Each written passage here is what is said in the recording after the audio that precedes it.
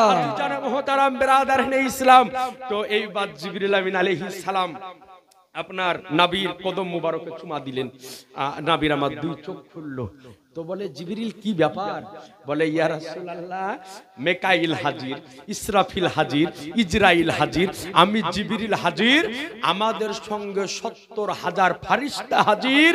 আজকে রাত্রিতে আপনাকে মেরাজে যেতে হবে আল্লাহর সঙ্গে দিদার করতে। সুবহানাল্লাহ। তো বলে জিবরিল মেরাজে যাব। ওই সময়তে জিবরিল আমিন আলাইহিস সালাম আমার নবীর সামনে পুলসিরাতের বর্ণনা দিতেছেন। ইয়া রাসূলুল্লাহ, পুলসিরাতের রাস্তা কেমন হবে? তো জিবরিল আমিন নবীকে আমার বর্ণনা দিতেছেন। ইয়া রাসূলুল্লাহ, পুলসিরাতের রাস্তা হবে চুলের চাইতেও পাতলা আর ব্লেডের চাইতেও ধারালো। ওই রাস্তা দিয়ে আপনার প্রত্যেকটা উম্মাতানিকে পার হতে হবে। তো যেমনই এই কথা বলা, নবীর আমার দুই চোখ দিয়ে ঝরঝর ঝরঝর করে পানি আরম্ভ হয়ে গেল।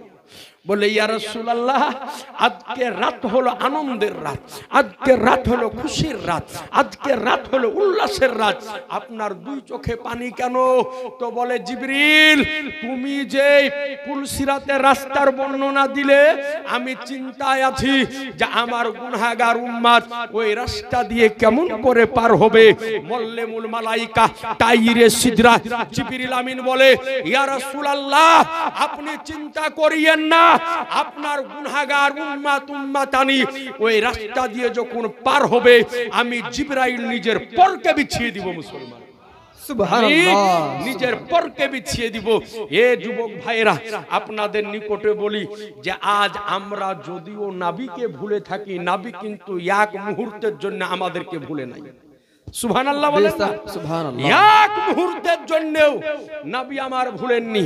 মায়ের পেটে নবী উম্মত বলে কান্না করেছে, দুনিয়াতে আসলেন উম্মত বলে কান্না করেছেন, মক্কার ধাত্রীতে উম্মতের জন্য মার খেয়েছেন, মদিনার বুকে উম্মতের জন্য যুদ্ধ করেছেন একাধিক জায়গাতে, এমনকি ইন্তেকালের পরেও নবী আমার এই উম্মতের জন্য কান্না করতেছেন। সুবহানাল্লাহ। নবীর যেই দিন ইন্তেকাল হলো, আমার নবীর ইন্তেকালের পরে নবীজির আখেরি গোসল দিয়েছিলেন হযরতে আলী রাদিয়াল্লাহু তাআলা আনহু। নবীর আখেরি গোসল। তো হযরতে আলী রাদিয়াল্লাহু তাআলা আনহু বলেন যে নবীকে যখন আখেরি গোসল দিলাম, গোসল দেওয়ার পরে নবীজির চোখ পলক মুবারকের উপরে এক ফোঁটা পানি আটকে ছিল। আমি দেখলাম যে নবীজির এই পলকের উপরে একটু পানি আটকে ছিল। তো বলে আমি চিন্তা করলাম পানিটা কোথায় যাবে। তো আমি মাথাটাকে নিচু করে নবীর পানিটা যখন চুষে খাওয়ার জন্য মাথাটা যখন নামালাম, তো আমি দেখলাম যে আমার নবীর দুই ঠোঁট মুবারক হিলতেছে। সুবহানাল্লাহ। আমার নবীর দুই ঠোঁট মুবারক হিলতেছে। বলে কান লাগিয়ে শুনলাম, তো নবীর ঠোঁট মুবারক দিয়ে আওয়াজ আসতেছে, রব্বি হাবলি উম্মতি, রব্বি হাবলি উম্মতি। আল্লাহ, আমার উম্মতের কি হবে? আল্লাহ, আমার উম্মতের কি হবে? এ মুসলমান, আজ আপনাকে বলি নবীকে আমরা ভুলে থাকি, নবীকে আমরা ভুলে থাকি, কিন্তু নবী আমার এক মুহূর্তের জন্য এই উম্মতকে ভুলে নাই। বলেন সুবহানাল্লাহ। হঠাৎ নবীকে আমার মদিনা শরীফে পাওয়া যেতেছে না। মদিনা শরীফে নবী আমার নাই, কোথায় যেন গায়েব হয়ে গিয়েছেন। নবী যদি এক মুহূর্তের জন্য মদিনা শরীফ থেকে যেতেন তো মনে হতো যে মদিনা যেন অন্ধকার হয়ে গেল। সাহাবীরা পাগলের মতো হয়ে যেতেন, নবীকে গলি গলি খুঁজে বেড়াতেন যে কোথায় আমার নবী আছেন, কোথায় আমার নবী আছেন। হযরতে আবু হুরায়রা রাদিয়াল্লাহু তাআলা আনহু বর্ণনা করেন যে 3 দিন যাবত নবীকে আমার দেখতে পাচ্ছি না, কোথায় আছে? মনে হচ্ছে মদিনা অন্ধকার হয়ে গেল। বলে সাহাবীরা গলি গলি খুঁজে, নবী কোথায়, নবী কোথায়? কোথাও নবীকে খুঁজে পাওয়া যায় না। বলে কারণ হলো এটাই, আমাদের উপরে বিপদ আসতো, আপদ আসতো, বালা আসতো, মুসিবত আসতো।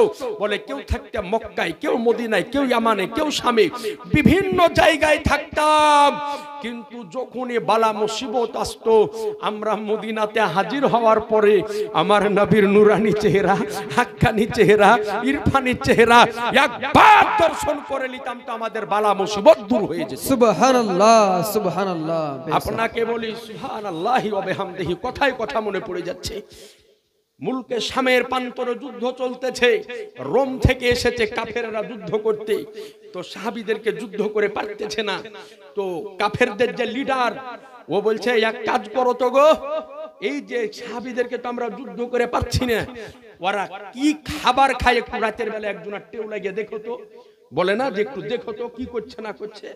তো দুইজন কাফেরদের পক্ষ থেকে রাত্রি বেলাতে দেখতে এলো যে সাহাবীরা রাত্রিতে খাবার কি খায়, যাদের এত শক্তি আসে কোথা থেকে? সুবহানাল্লাহ বলবেন না? সুবহানাল্লাহ। এত শক্তি আসে কোথা থেকে যারা যুদ্ধ করে এদেরকে আমরা হারাতে পারি না?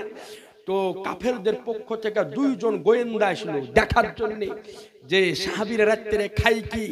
কাফেরেরা যাওয়ার পরে কাফেরদেরকে বলল যে শোনো, আমরা যে সাহাবীদের সাথে দিনের বেলায় যুদ্ধ করি, যে সাহাবীরা দিনের বেলাতে বীর পালোয়ান বাহাদুর বাঘের মতো আমাদের সাথে যুদ্ধ করে, ওই সাহাবীদেরকে আমরা রাত্রে বেলায় যাওয়ার পরে দেখতেছি যে তারা সিজদায় পড়ে গিয়ে ভিক্ষুকের মতো আল্লাহর দরবারে হাত উঠিয়ে বসে রয়েছে। সুবহানাল্লাহ, সুবহানাল্লাহ। ভিক্ষুকের মতো আল্লাহর দরবারে হাত উঠিয়ে বসে আছে। বলে শোনো, এদেরকে যুদ্ধ করে হারানো তো দূরের কথা, কসম খোদার পাহাড়কে তার জায়গা থেকে হটানো যাবে, কিন্তু নবীর সাহাবীদেরকে হটানো সম্ভব হবে না। সুবহানাল্লাহ, বলে সুবহানাল্লাহ। সম্ভব হবে না। তো আপনার নিকটে আরজ করতেছিলাম, এ রাসূলে কায়নাত সাল্লাল্লাহু আলাইহি ওয়াসাল্লামকে 3 দিন যাবত মদিনাতে পাওয়া যেতেছে না। সাহাবীরা পেরেশান, কোথায় গেল নবী, কোথায় গেল নবী, কোন দিকে গেল? হযরতে আবু হুরায়রা রাদিয়াল্লাহু তাআলা বলেন, আমি এক পা দুপা করে জঙ্গলের পাহাড়ের দিকে গেলাম। যাওয়ার পরে দেখতেছি একটা রাখাল ছাগল চড়াতেছে। তো তাকে জিজ্ঞাসা করলাম, হ্যাঁ গো, এই দিক দিয়ে কি এইরকম একজন ব্যক্তিকে দেখেছো? বলে হ্যাঁ দেখেছি, এই জঙ্গলের দিকে গিয়েছে, কিন্তু আজ 3 দিন যাবত হলো ওই লোকটাকে, ওই ব্যক্তিকে দেখেছি যে উনি জঙ্গলের ভিতরে যাওয়ার পরে সিজদাতে পড়ে গিয়ে এমন ডুকরে কান্না করতেছে যে ওর ডুকরে কান্নার কারণে আমার ছাগলগুলা পর্যন্ত খাওয়া দাওয়া বন্ধ করে দিয়েছে। সুবহানাল্লাহ, সুবহানাল্লাহ। আজ আপনাদের নিকটে আরজ করব, বলে যে খাওয়া দাওয়া ছেড়ে দিয়েছে ছাগলগুলা। তো হযরতে আবু হুরায়রা রাদিয়াল্লাহু আনহু বলেন, আমি যাওয়ার পরে দেখলাম নবী আমার সিজদায় পড়ে ডুকরে কান্না করতেছে, এমন ভাবে কান্না করতেছে জবান দিয়ে একটাই শব্দ বের হতেছে, রব্বি হাবলি উম্মতি, রব্বি হাবলি উম্মতি। চা খাওয়াবেন নাকি? দেন চট করে দেন, দেরি করিয়েন না। চা যখন দিচ্ছে দিয়ে দেন চাটা দিয়ে দেন, যখন লিয়া চলে এসছে চট করে দেন, দেরি করিয়েন না। একবার দরুদ পড়েন, আল্লাহুম্মা, তাড়াতাড়ি হাত চালাও। সাল্লি আলা সাইয়্যিদিনা মাওলানা মুহাম্মাদ ওয়া আলা আলি সাইয়্যিদিনা মাওলানা মুহাম্মাদ সাল্লাল্লাহু আলা মুহাম্মাদিন সাল্লাল্লাহু মুহাম্মাদ জবান से निकालो पाक नामे मोहम्मद, हरदम जबान से निकालो शफियाना मोहम्मद। ইনশাআল্লাহ তারা চাটা চট করে দেন, চালার দিকে তাকায়েন না, চা সবার কাছে যাবে। যদি চা ফুরিয়ে যায় পাতিলে আবার নতুন করে করবে। সবার কাছে চা যাবে, আমার দিকে তাকান। হ্যাঁ, মিটি আমার বলেছে আপনি চালান, চায়ের দিকে তাকাবেন না, আমার দিকে তাকান। তো সুবহানাল্লাহ বলতেছিলাম, হযরতে আবু হুরায়রা রাদিয়াল্লাহু আনহু বলেন যে আমি নিকটে গেলাম, দেখলাম নবী আমার সিজদায় পড়ে কান্না করতেছেন। সুবহানাল্লাহ বলে, সুবহানাল্লাহ। আমার সিজদায় পড়ে কাঁদতেছেন। আবু হুরায়রা রাদিয়াল্লাহু তাআলা নবীজিকে ডাকতেছেন, নবী আমার মাথা উঠাতেছেন না। আবু বকর, ওমর, সমস্ত সাহাবী হাজির, কারো কথাতে নবী আমার মাথা উঠাতেছেন না। সিজদায় গিয়ে নবী আমার এই কথা বলতেছেন না, আল্লাহ তুমি আমাকে গাড়ি দাও, আল্লাহ তুমি বাড়ি দাও। একটাই কথা বলতেছে, আল্লাহ তুমি আমার গুনাহগার উম্মতকে নাজাত দান করে দাও। সুবহানাল্লাহ, সুবহানাল্লাহ। একটাই কথা নবী আমার বলতেছে যে আমার গুনাহগার উম্মতকে আল্লাহ তুমি নাজাত দান করে দাও, আল্লাহ আমার গুনাহগার উম্মতকে তুমি নাজাত দিয়ে দাও। কোন সাহাবী যখন তুলতে পারলেন না, ওই সময়তে সবাই বলল, শোনো শোনো, নাবি যদি শোনে তো একজনারই কথা শুনবে, সেটা হলো নাবির লাখতে জিগার নূরে নাজার, নাবির কলিজার টুকরা হযরতে ফাতেমাতুজ জোহরা রাদিয়াল্লাহু তাআলা। সুবহানাল্লাহ। কিতাবে একেবারে এইভাবে বর্ণিত হয়েছে। বলে ডাকো ফাতেমাকে। হযরতে ফাতেমাকে ডাকা হলো। নবীজিকে ডাক দিচ্ছেন, আব্বা আপনি তাড়াতাড়ি উঠেন, ইয়া রাসূলুল্লাহ আপনি মাথাকে উঠান। তো হযরতে ফাতেমাতুজ জোহরা রাদিয়াল্লাহু আনহার কথাতেও নবী আমার মাথা উঠাতেছেন না। হযরতে ফাতেমা বললেন, ইয়া রাসূলুল্লাহ আপনি যদি মাথা না উঠান তো আমি ফাতেমা এখন সিজদায় যাব, কে আমার যদি হয়ে যায় তো আমি ফাতেমা নিজের মাথা উঠাবো না। সুবহানাল্লাহ সুবহানাল্লাহ। বলে আমিও মাথা উঠাবো না। তো নবীজি এইবার আমার মাথাকে আপনার মাথাকে উঠালেন। এই জন্য আপনাকে প্রথমেই বলেছি যে সন্তান কেমন করে পরওয়ারিশ পালন করতে হবে, এটাও আমার নবী আমাকে আপনাকে প্র্যাকটিক্যালে শিক্ষা দিয়েছেন। বলেন সুবহানাল্লাহ সুবহানাল্লাহ। মা বোন আপনি একটু কান করে শুনেন, নবীজির বেটি হযরতে ফাতেমা রাদিয়াল্লাহু আনহা যেই দিন আমার আলীর সঙ্গে বিবাহ হয়ে বাড়ি যেতেছেন, তো নবী আমার শিক্ষা দিতেছেন, ফাতেমা আলী কাজ থেকে আসবে, কর্ম থেকে আসবে, বাইরে থেকে আসবে, যুদ্ধের ময়দান থেকে জিহাদ করে আসবে, দরজাতে দাঁড়িয়ে আলীকে যেন দ্বিতীয় দরজাতে ঠোকা দিতে না হয়। বলেন সুবহানাল্লাহ। যেন ঠোকা দিতে না হয়। এই জন্য ফাতেমাতুজ জোহরা রাদিয়াল্লাহু তাআলা আনহা প্রতিদিন নিজের পিঠ মোবারককে দরজাতে লাগিয়ে থাকতেন, যাতে আলীর প্রথম ঠোকাটা দরজাতে না পড়ে আমার পিঠের উপরে পড়ে যায়। বলেন সুবহানাল্লাহ। ও মা বোন আপনাকে বলি, এই যে আপনার স্বামী, এটাও হলো আল্লাহর পক্ষ থেকে বিরাট বড় নিয়ামত। কত নিয়ামত, একটা হাদিস শরীফ বলে দিই যে কত নিয়ামত স্বামী আপনার কে আল্লাহ কত বড় নিয়ামত দান করেছে। নবীকে আমার জিজ্ঞাসা করলেন সাহাবায়ে কেরাম, ইয়া রাসূলুল্লাহ মহিলাদের স্বামীর উপরে কতটা অধিকার রয়েছে, একজন মহিলা স্বামীর হক কতক্ষণে আদায় করতে পারে, কমপ্লিট করতে পারে?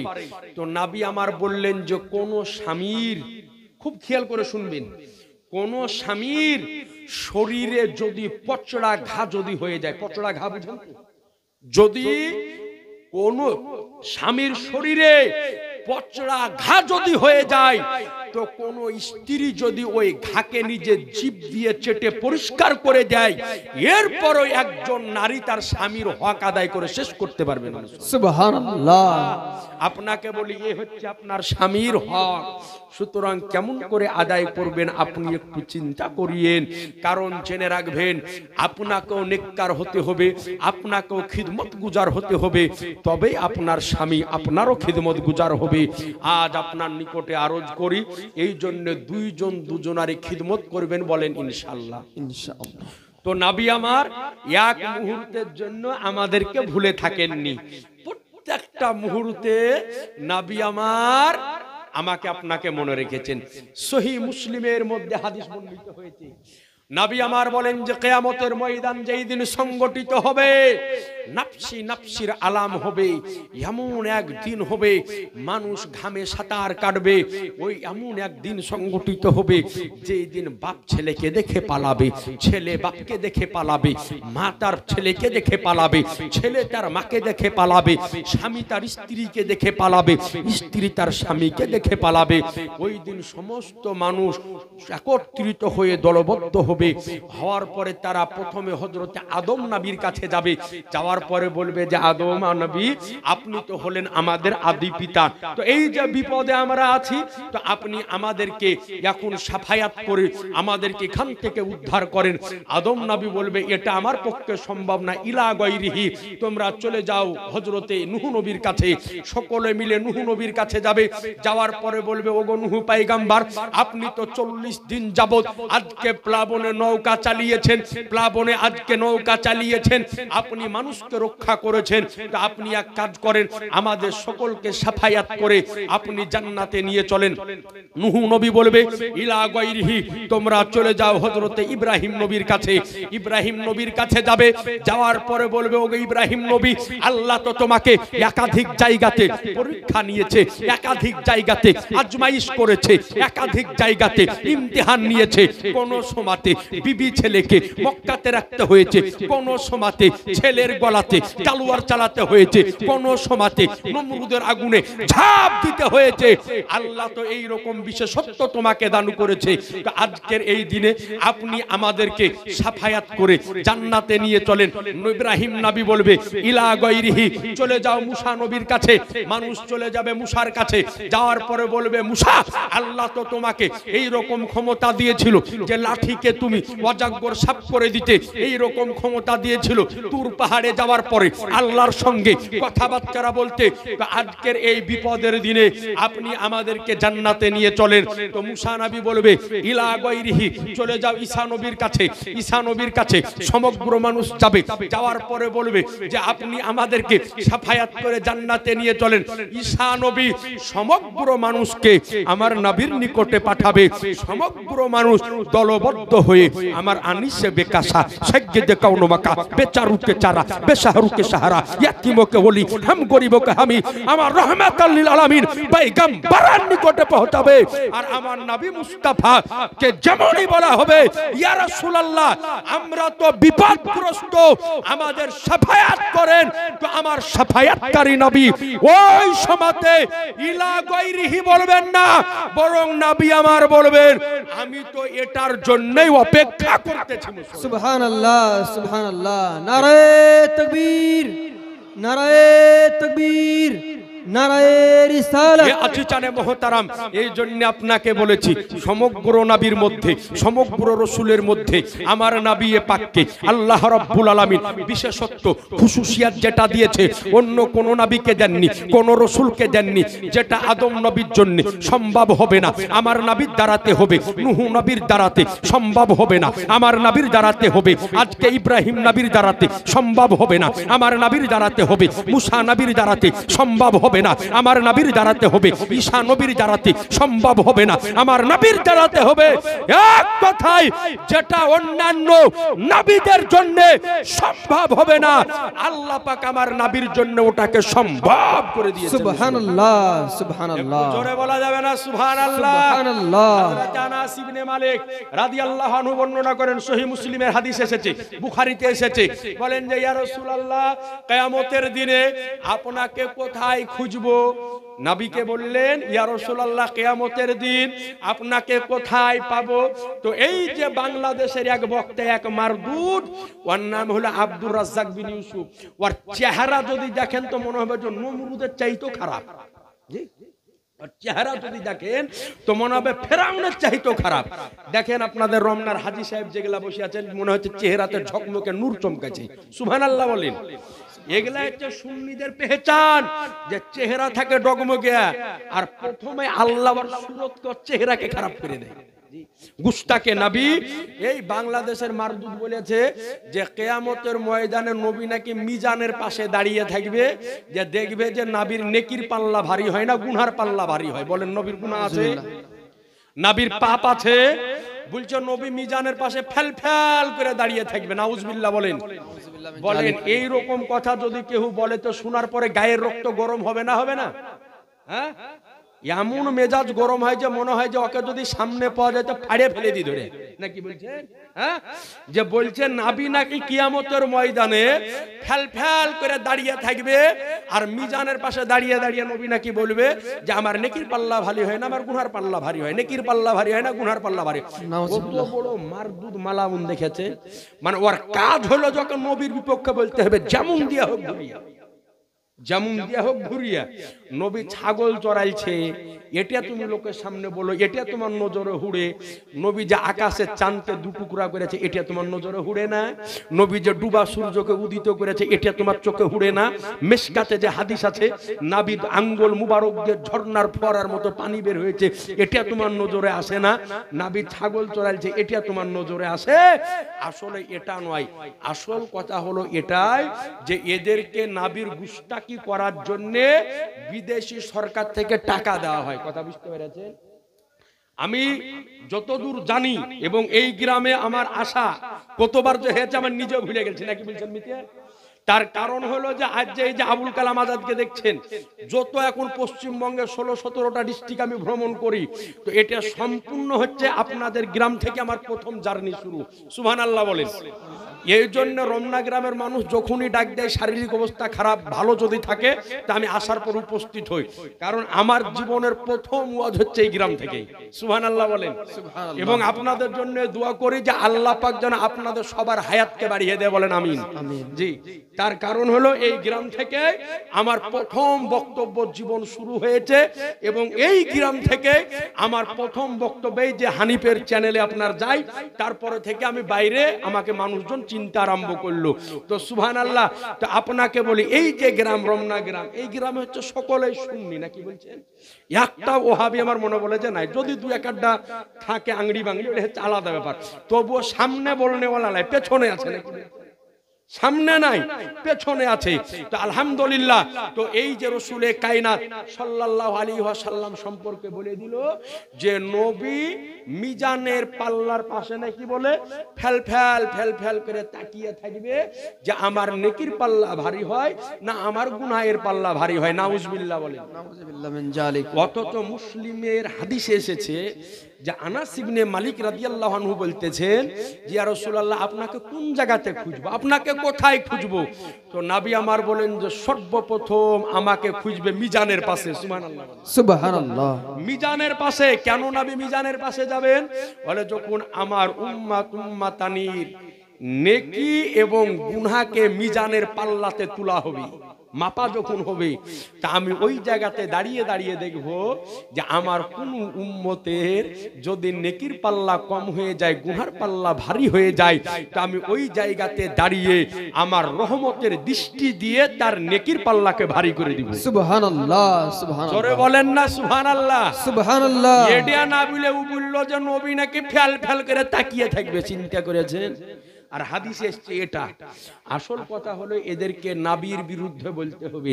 তো এই যে রমনা গ্রাম, আচ্ছা আপনারা সকলেই একেবারে বুকে হাত রেখে বলেন তো, কুরবানির সময়তে জীবনে কোনোদিন আপনাদের গ্রামে কোনো ব্যক্তি 10টা-12টা গরু কুরবানি করার জন্য দিয়ে গেছে? জোরে বলেন না। দিয়া যায়নি।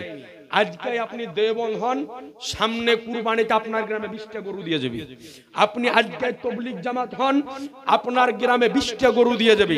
আজকে আপনি কাদিয়ানিতে নাম লেখান, আপনার দুতলা বাড়ি রং চং করে করে দিয়ে চলে যাবে। কিন্তু তার পরিবর্তে কি নেবে? আপনার ঈমানটা নিয়ে চলে যাবে। কথা বুঝেছেন? তার পরিবর্তে আপনার ঈমান নিয়ে চলে যাবে। খবরদার, এদের ঈমানকে ধ্বংস করা হয়। এই যে আপনাকে বলি যে একটা বক্তা আছে, আপনারা দেখেছেন, কেন কথাটা কোথায় কথা মনে পড়ে গেল, কথাটা আপনাকে বলে শেষ করে দিই, শুনেলেন ভালো করে। এই যে বর্ধমানের বক্তা ইয়াসিন ডাবচোর, আপনারা চিনেন তো? চিনি। হ্যাঁ, ডাবচোর ইয়াসিন, ওর একটা ভিডিও আমার কাছে আছে। তো বলছে যে আমার বাড়ি থেকে 40 কিলোমিটার দূরে আউস গ্রাম, তার পাশে একটা গ্রাম আছে, ওই গ্রামে 140 ঘর হিন্দু মানুষ মুসলিম হয়েছে। ভালো কথা নাকি বলছেন? আপনাদের পাশেও তো হিন্দু গ্রাম আছে, আছে না? মিতি আছে তো নাকি? পাশে হিন্দু গ্রাম আছে।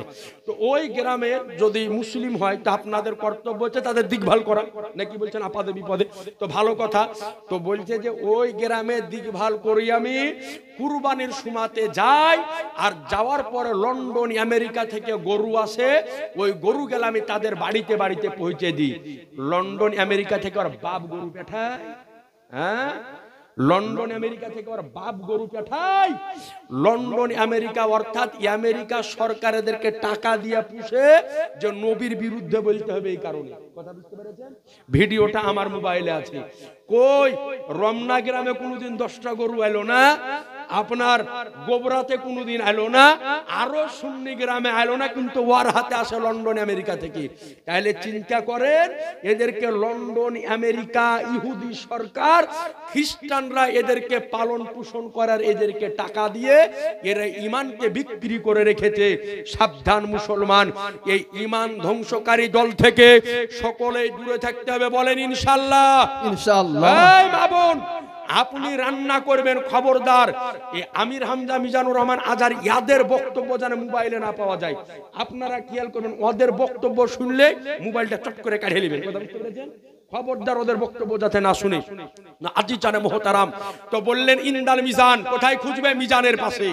এরপরে বললেন ইয়া রাসূলুল্লাহ, মিজানে যদি না পাই তো বললেন তারপরে আমাকে খুঁজবে পুলসিরাতের পাশে। সুবহানাল্লাহ বলেন। সুবহানাল্লাহ। কোথায় বললেন? পুলসিরাতের পাশে খুঁজবেন। বলে কেন? বলে আমার উম্মাতানি যখন ওই রাস্তা দিয়ে পার হবে, আমি নবী ওই জায়গাতে দাঁড়িয়ে দাঁড়িয়ে দর্শন করব। সুবহানাল্লাহ। জোরে বলবেন না? সুবহানাল্লাহ। ওই জায়গাতে দাঁড়িয়ে দাঁড়িয়ে দর্শন করব।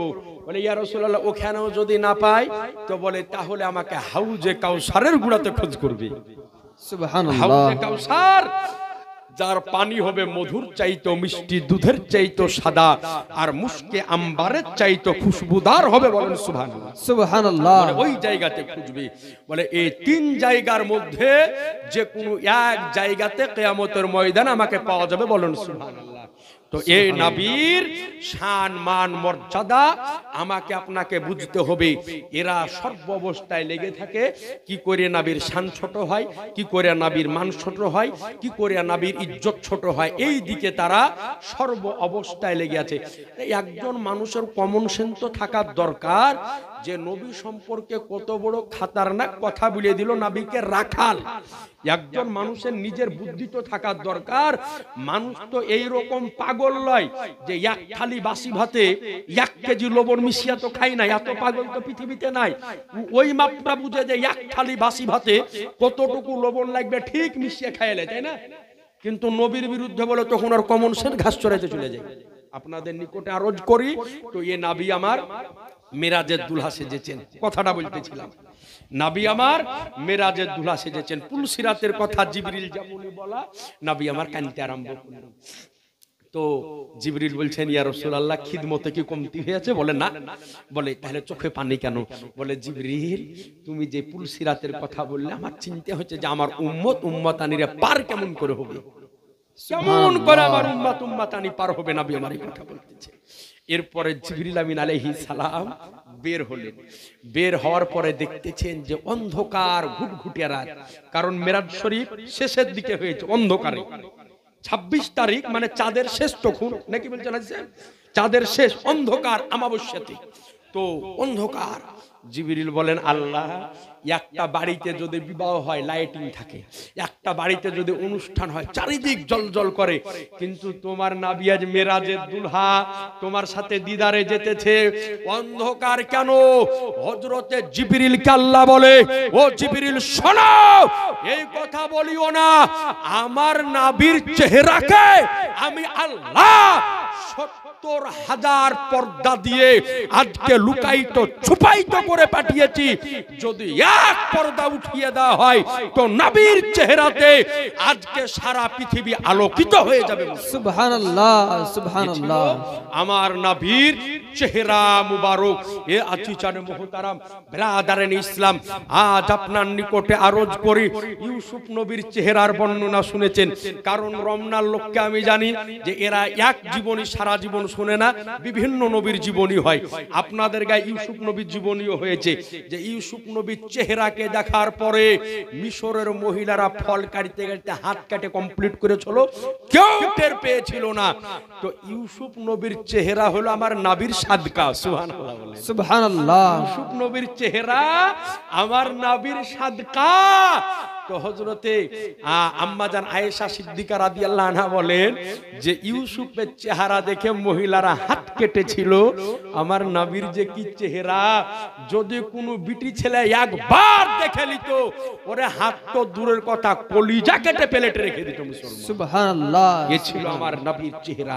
এইবার জিবরিল আমিন আলাইহিস সালাম আমার নবীকে নিলেন। নবী আমার ফেরেশতাদের সঙ্গে চলতে আরম্ভ করলেন। এইবার নবী আমার বের হতেছেন, আবে জমজমের পানি দ্বারাতে নবীর সিনাকে চাক করে, আবার আবে জমজমের পানি দ্বারা ধৌত করে, আবার নবীর ভিতরে সমস্ত কিছুকে আবার ভরে দেওয়া হলো। এরপরে নবী আমার ওইখান থেকে বের হয়ে যেতেছেন বাইতুল মুকাদ্দাস, জোরে বলেন সুবহানাল্লাহ। সুবহানাল্লাহ। বাইতুল মুকাদ্দাস, কোরআন শরীফ বলেন সুবহানাল্লাযী আসরা বিআবদিহি লাইলাম মিনাল মাসজিদিল হারাম আল হারামি ইলাল মাসজিদিল আকসাল্লাযী। আল্লাহ পাক বলেন ইলা আখিরিল আয়াত, আল্লাহ রাব্বুল আলামিন বলেন যে পাক পবিত্র হলো ওই সত্তা যিনি নিয়ে গিয়েছেন একই রাতের ভিতরে বিআবদিহি, তিনার বান্দাকে কোথায়? মসজিদে হারাম থেকে মসজিদে আকসা পর্যন্ত, বলেন সুবহানাল্লাহ। এইবার জিবরিল আলাইহিস সালাম নবী কামান নিয়ে চলতেছেন মসজিদে আকসার দিকে। নিয়ে যাওয়ার পরে ওই স্থানে, ওই জায়গাতে, মসজিদে আকসা যে জায়গাতে এখন বর্তমানে অবস্থিত, যে জায়গাতে নবী আমার উপস্থিত হলেন, যাওয়ার পরে দেখতেছেন হযরতে আদম নবী হাজির, হযরতে মুসা নবী হাজির, ঈসা নবী হাজির, প্রত্যেক নবী সশরীরে মসজিদে আকসাতে হাজির রয়েছেন। নবী আমার উঁচু বানালেন জমজমের পানিতে, বানানোর পরে মসজিদের ভিতর প্রবেশ করতেছেন, তো দেখতেছেন সমস্ত নবীগণ সারিবদ্ধভাবে কাতার হয়ে দাঁড়ানো অবস্থায় রয়েছে। সুবহানাল্লাহ। জোরে বলে দেন সুবহানাল্লাহ। দাঁড়িয়ে আছে। নবী আমার মনে করলেন আজকের এই রাত্রিতে সকল নবীগণ আছে, আজকের এই রাত্রিতে সকল পয়গম্বরগণ আছেন, রাসূলগণ আছেন, আদম আলাইহিস সালাম উপস্থিত রয়েছেন, মুসা আলাইহিস সালাম উপস্থিত রয়েছেন, শীস আলাইহিস সালাম হাজির রয়েছেন, নূহ নবী হাজির রয়েছেন, ইব্রাহিম পয়গম্বর হাজির রয়েছেন, ইসমাইল পয়গম্বর হাজির রয়েছেন, ইসহাক নবী হাজির রয়েছেন, প্রত্যেক নবী হাজির আছেন। হযরতে জিবরিল আমিন বলেন ইয়া রাসূলুল্লাহ, আজকে এই জায়গাতে আদম শফিউল্লাহ থেকে নিয়ে ঈসা রুহুল্লাহ পর্যন্ত প্রত্যেক নবী সশরীরে উপস্থিত, কিন্তু আল্লাহর হুকুম যে আজকে এই জায়গাতে প্রত্যেক নবী হবে আপনার মুক্তাদি, আর আপনি হবেন সবার ইমাম মুসলমান। সুবহানাল্লাহ। সুবহানাল্লাহ। এইবার আপনার রাসূলে কায়নাত সাল্লাল্লাহু তাআলা আলাইহি সাল্লাম যাবেন ঊর্ধ্ব গগনে মেরাজ শরীফে। নবী আমার 2 রাকাত নামাজ পড়ালেন। এই জন্য বলি যে মসজিদে আকসা এটা হচ্ছে আমাদের ঈমান থেকে অবিচ্ছেদ্যতম একটা অংশ, একটা অবিচ্ছেদ্যতম অংশ। কারণ এই মসজিদে আকসার সঙ্গে আমাদের অনেক নবীদের জীবনী রয়েছে, বলেন সুবহানাল্লাহ, জড়িত রয়েছে। এই মসজিদে আকসা, যে আকসা নিয়ে দীর্ঘদিন ধরে যুদ্ধ এখনো চলতেছে, এখনো আপনি ইন্টারনেট যদি খোলেন এখনো চলতেছে যুদ্ধ, কিন্তু ফিলিস্তিনের যুবকরা এখন পর্যন্ত ওদের সাথে মোকাবিলা করে যেতেছে, বলেন সুবহানাল্লাহ। সুবহানাল্লাহ। এখন পর্যন্ত মোকাবিলা চালিয়ে যেতেছে, লাশের উপরে লাশ বিছে যেতেছে, এরপরেও ফিলিস্তিনের যুবকেরা পিছপা হয়নি, ওরা চালাতেছে গুলি, আর ফিলিস্তিনের যুবকেরা পাথর দিয়ে ওকে সোজা করে দিচ্ছে, বলেন সুবহানাল্লাহ। সুবহানাল্লাহ। এই জন্য ইসরায়েলের একটা বাহিনী যাওয়ার পরে সংবাদ মাধ্যমে বলেছিল যে শোনো, মুসলমানদেরকে যুদ্ধ করে পারবো না। বলে কেন? বলে আমাদের সিনাতে যখন বন্দুক ধরে ওই সময়তে বন্দুকের নলা দিয়ে আমরা মউতকে দর্শন করি, আর মুসলমানদের সিনাতে আমরা যখন বন্দুক ধরি তো ওরা মউতুলায় আল্লাহর জান্নাতকে দর্শন করতে পায়। সুবহানাল্লাহ। জোরে বলবেন না? ঠিক বলে ওরা মউত দর্শন করে না, জান্নাত দর্শন করে নাই। তো সুবহানাল্লাহি ওয়া বিহামদিহি নবী আমার ওই জায়গাতে নবী আমার নামাজ পড়ালেন। নামাজ পড়ানোর পরে নবী আমার এবার যাবেন ঊর্ধ্ব গগনে। এইবার বোরাকের পৃষ্ঠের উপরে নবী আমার আরোহণ করবেন। সুবহানাল্লাহ বলেন। সুবহানাল্লাহ। একটা কিতাবের মধ্যে বর্ণিত হয়ে আছে, ওই সময়তে আমার পিরানে পীর দাস্তেগীর মাহবুবে সুবহানি গাউসে সামদানি আব্দুল কাদের জিলানী রাদিয়াল্লাহু তাআলা আনহু রূহের জগতে রূহ অবস্থায় ছিলেন, রূহ অবস্থায় ছিলেন। তো নবী আমার বোরাকে যখন উঠবেন ওই সময়তে আল্লাহ হুকুম দিল যে ও আব্দুল কাদের জিলানীর রূহ তুমি চলে যাও আজ বোরাকের নিচে। আমার নবী যখন বোরাকের উপরে পা দিয়ে চড়বে ওই সময়তে তোমার ঘাড়ের উপরে যেন আমার নবীর কদম মুবারক পড়ে যায়। জোরে বলেন না, জানো কদম পড়ে যায় তো রুহু অবস্থায় আমার পীরানে পীর দস্তেগীর মাহবুবে সুবহানি গাউসে শামদানি মহিউদ্দিন আব্দুল কাদের জিলানী রাদিয়াল্লাহু তাআলা আনহুর রুহু আসার পরে পৌঁছালো, তার উপরে আমার নবী মুস্তাফা নিজের কদমকে লাগিয়ে দেওয়ার পরে বরাকের উপরে উঠলো। এই জন্য বলা হয় আমার বড় পীরের কদম, আজকে বড় পীরের ঘাড় মোবারকের উপরে আমার নবীর কদম মোবারক রয়েছে, আর সারা পৃথিবীর ওলিদের ঘাড়ের উপরে আমার বড় পীর সাহেবের কদম রয়েছে। মুসলমান সুবহানাল্লাহ, জোরে বলে দেন সুবহানাল্লাহ, আর একটু আওয়াজ দিয়ে বলেন না সুবহানাল্লাহ। বড় পীর সাহেব কত বড় আব্দুল কাদের জিলানী রাদিয়াল্লাহু তাআলা আনহু শুধু যে একজন পীর ছিলেন তা ছিলেন না, বিরাট বড় একজন আলেমে দ্বীন ছিলেন। বলেন সুবহানাল্লাহ, সুবহানাল্লাহ। বিরাট বড় দেনদার ব্যক্তি ছিলেন, মানে দান করতেন অনেক। আব্দুল কাদের জিলানী রাদিয়াল্লাহু তাআলা আনহু সম্পর্কে লেখা হয়েছে যে তিনি একবার মক্কা শরীফ যেতেছিলেন হজ করতে পায়ে হেঁটে, বাড়ি থেকে দলবল নিয়ে কয়েকজন মুরিদ বর্গ নিয়ে বাগদাদ থেকে হেঁটে যেতেছেন মক্কা শরীফ হজ করতে। তো রাস্তায় যেতে যেতে এক জায়গাতে রাত লেগে গিয়েছে। একজন মুরিদ বলছে যে হুজুর এইখানে একটা আপনার মুরিদের বাড়ি আছে, তো মুরিদটা হলে একেবারে গরিব, কিন্তু দুখান গ্রামের পরে আপনার কোটিপতি বড় লোক মুরিদ আছে, ওই গ্রামে যে থাকবো। তা আব্দুল কাদের জিলানী রাদিয়াল্লাহু তাআলা আনহু বললেন যেই গ্রামে এই গ্রামে আমার যে গরিব মুরিদ আছে ওর বাড়িতে চল। সুবহানাল্লাহ, সুবহানাল্লাহ। চল ওর বাড়িতে। কয়েকজন মুরিদকে সঙ্গে করে নিয়ে নির্জন রাত্রির কালে হুজুর যেমনই দরজায় আওয়াজ দিয়েছে, গরিব মুরিদ দরজা খোলার পরে হুজুরকে দেখার পরে চমকে উঠেছে। সুবহানাল্লাহ। বলেন বড় পীর সাহেব যখন দরজার সামনে দাঁড়িয়ে, তো বেচারা আনন্দিত হবে না? হবে না? এই জোরে বলেন না, বিরাট আনন্দিত। বলে হুজুর তাড়াতাড়ি করে ভিতরে আসেন। ভিতরে নিয়ে যাওয়া তালপাতার ছাউনি ঘর, হুজুরকে ঘরের মধ্যে থাকতে দিলেন। এইবার আব্দুল কাদের জিলানী রাদিয়াল্লাহু তাআলা আনহু একজন মায়ের পেটের কামেল ওলি ছিলেন। সুবহানাল্লাহ, সুবহানাল্লাহ। মায়ের পেটের কামেল ওলি ছিলেন। ওলি তো অনেক রকম হয়, পৃথিবীর বুকে কিছু পীর হয় ইবাদত রিয়াদতের মাধ্যম দিয়ে, কিছু পীর হয় আল্লাহর ইবাদতের মাধ্যম দিয়ে, কিন্তু তিনাকে আল্লাহ পাক মায়ের পেট থেকে ওলি করে পাঠিয়েছেন। সুবহানাল্লাহ। তো এইবার গাউস পাক রাদিয়াল্লাহু আনহু তো ভালো করে জানেন আমি যে গরিব মুরিদের বাড়িতে এসেছি, আমার এই মুরিদ আর তার স্ত্রী এত গরিব যে স্বামী স্ত্রী আর 3 দিন থেকে না খাওয়া অবস্থায় আছে। সুবহানাল্লাহ। জানেন তো বলতেছেন বাবা তুমি রাত্রের বেলা তার খাবার দাবারের ব্যবস্থা করিও না, রাস্তা থেকে আমরা খেয়ে এসেছি। হুজুর যেমনই এই কথা বলা, এইবার রাত্রের বেলা তো আরাম করলেন। সকাল বেলায় চারিদিকে খবর হয়ে গিয়েছে যে অমুক বাড়িতে বড় পীর সাহেব আছে। বাপরে, এলাকার কোটিপতি বড় লোক রসুকদার ব্যক্তি সব হাজির। একজন মুরিদ আসার পর বলছে হুজুর আপনি এখানে থেকেছেন? আরে একটা গ্রাম পার করলে আমার বাড়ি ছিল, বিরাট বাড়ি। এই যে মুরিদ বর্গ আপনার সকালে দেখা করতে এসেছে, এরা যদি আমার বাড়িতে যাইতো তাহলে আমি 2টা উর্জ ভাইকে খাইয়ে দিতাম। তা আব্দুল কাদের জিলানী রাদিয়াল্লাহু তাআলা আনহু বলছেন যে উঠ গেলা কই? বলে হুজুর আমার বাড়িতে বাঁধা আছে। বলে লিয়ে উঠ গেলা, লিয়ে এসে রাখ এখানে। আরেকজন মুরিদ বলছে হুজুর কিছু দূরে আমার বাড়ি ছিল, যদি আমার বাড়িতে আপনি যদি যেতেন তো আমি লোককে গরু জবাই করে খাইতাম। কই গরু? বলে হুজুর 5টা গরু বাড়িতে আছে। বলে লিয়ে তাড়াতাড়ি, লিয়ে এসে হাজির। আরেকজন বলছে মুরগি, আরেকজন বলছে ছাগল, সব কালেকশন করে হুজুর রাখলেন। রাখার পরে বললেন বল এখন এগুলানের মালিক কে? বলে হুজুর এগুলা আপনাকে আমরা দান করে দিয়েছি। তো বলে শোন, এগুলার মালিক যখন আমি হয়ে গিয়েছি, আমার এই গরিব মুরিদকে এগুলা আমি সব দান করে দিলাম। সুবহানাল্লাহ, সুবহানাল্লাহ। জোরে বলবেন না সুবহানাল্লাহ। এই জন্য আল্লাহর ওলিগণের কদম যদি বাড়িতে পড়ে তা আল্লাহর রহমত বরকত হয় না? হয় না? জোরে বলেন না। অনেক রহমত বরকত ওলিগণ যদি আসে তো হয়। যেমন আপনাকে বলে আল্লাহর ওলিগণ নবীগণ বেশিরভাগ গরিব বাড়িতে থাকতে পছন্দ করতেন। সুবহানাল্লাহ বলেন। সুবহানাল্লাহ। গরিব বাড়িতে থাকতে পছন্দ করতেন।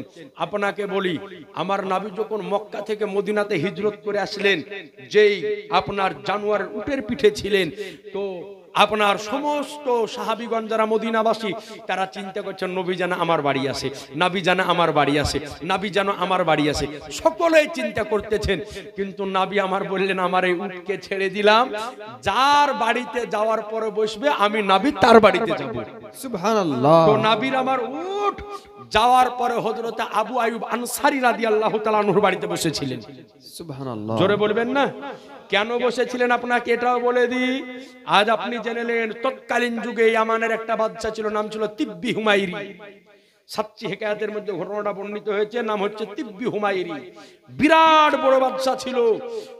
মনে মনে একবার আশা করেছিল যে আমি কাবা শরীফকে ভাঙবো। মক্কা শরীফে আসার পরে চিন্তা করলো যে কাবাকে আমি ভাঙবো। তো ভাঙার জন্য সে যেমনই নিয়াত করলো সঙ্গে সঙ্গে নাক দিয়ে আর মুখ দিয়ে রক্ত পড়তে আরম্ভ করে দিল। এই যে মনের মধ্যে খারাপ নিয়াত করার পরে পরে নাক আর মুখ দিয়ে রক্ত ঝরতে আরম্ভ করলো। বাদশা মানুষ, এলাকাতে যত বড় বড় আপনার ওই যুগে তো ডাক্তার লাগে, কবিরাজ, হাকিম, তাদেরকে হাজির করে বলে দেখ বাদশার কি হয়েছে। সকলকে হাজির করা হলো, কেউ কিন্তু অসুখ খুঁজিয়া পাইল না, যার হইয়াছে কি, এর হইয়াছে কি। তো হঠাৎ একটা বড় কবিরাজ আইলো, আসার পর বলল যে বাদশাহ আপনি কি মনের মধ্যে কোনো খারাপ নিয়ত করেছিলেন? বলে হ্যাঁ করেছি। বলে কি? মক্কার কাবাকে ভাঙার নিয়ত করেছি। বলে তাড়াতাড়ি করে নিয়ত আপনি মন থেকে মুছে ফেলেন, এই কারণে আপনার এই অসুখ আল্লাহ পাক দিয়েছে, কারণ আপনার অসুখ হয়েছে আসমানিয়া, চিকিৎসা হচ্ছে জমিনি। আপনি তাড়াতাড়ি এই নিয়তকে মন থেকে দূর করেন। বাদশা তিব্বি হুমায়রি সঙ্গে সঙ্গে মন থেকে নিয়তকে দূর করে দিল, আর ওর অসুখ ভালো হয়ে গেল। এরপরে সে জানতে পারলো যে এই পৃথিবীর বুকে এই মক্কা শরীফে জন্ম হবে শেষ জামানার নবী মুহাম্মদুর রাসূলুল্লাহ।